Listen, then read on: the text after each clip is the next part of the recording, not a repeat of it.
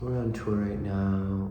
We just played in Minneapolis. We're gonna go into Canada pretty soon. We're back into Canada. We already were there.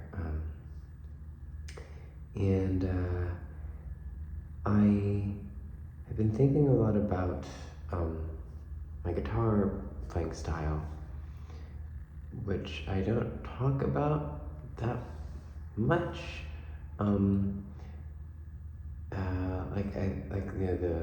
The burst beat, the drumming style gets a lot more airtime. Like, people associate liturgy with the burst beat. But there's also a guitar and that technique called general tremolo. And yeah, I mean, people don't do this very much. You know, it's like, I think people wonder how I get my guitar sound, and they assume that it's probably a pedal or an octave pedal or a synthesizer or something. But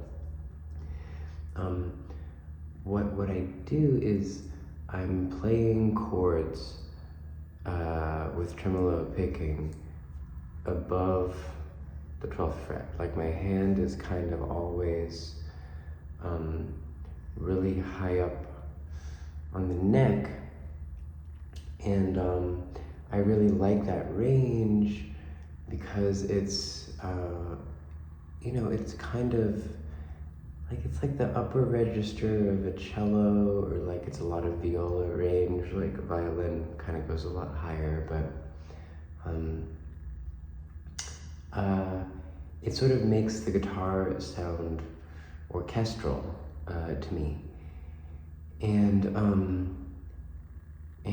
it's weird. I mean, most guitar players just, you know, there's this like fret, like the 12th fret has 2 dots on it, and people tend to just play, if they're playing chords on a guitar, they'll always stay below that, and then maybe above the 12th fret, you'll maybe play a guitar solo or just single note stuff, but like, you can actually play chords up there.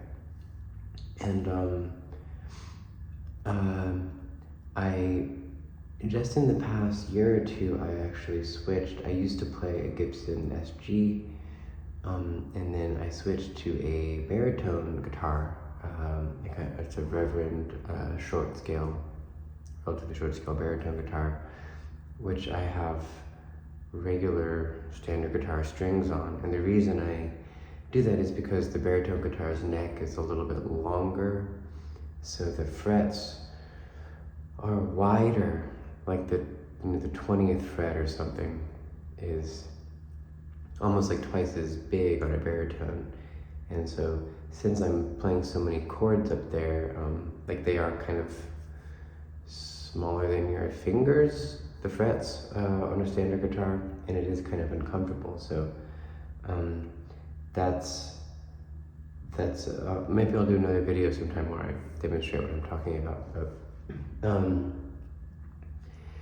and I do think more guitar players are actually doing this these days. Like it really is like a potential of the guitar that deserves to be opened up more, because like those are like some of the nicest pitches and tones, and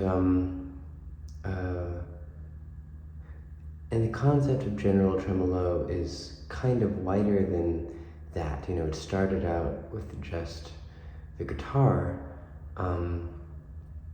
playing those higher notes, but like, I know that what I was hearing when I sort of started to develop that style was that it was it felt like it was transforming the guitar into something else, you know, into basically a string orchestra. And I have that in my mind generally with the idea of general tremolo, is that there's this kind of alchemy, this sort of like transformation of material,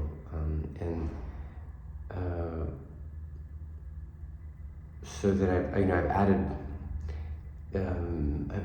like a lot of, I consider a lot of the unusual arrangements and textures that I've characteristically composed into the music more and more.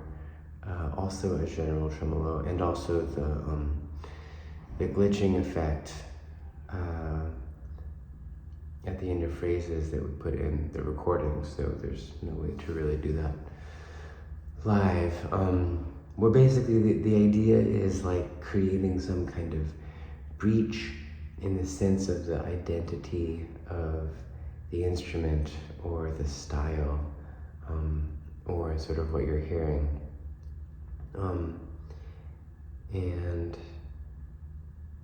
yeah, and I've talked more about that, I guess, the kind of concept of finding like a space between like the kind of pre-established identity of an instrument or a style as general tremolo, but really the beginning of it is just playing, using the style of black metal and then pushing it into sort of higher pitch territory to transform the electric guitar from a kind of sort of rhythmic crushing instrument into a sort of sweeping symphonic instrument.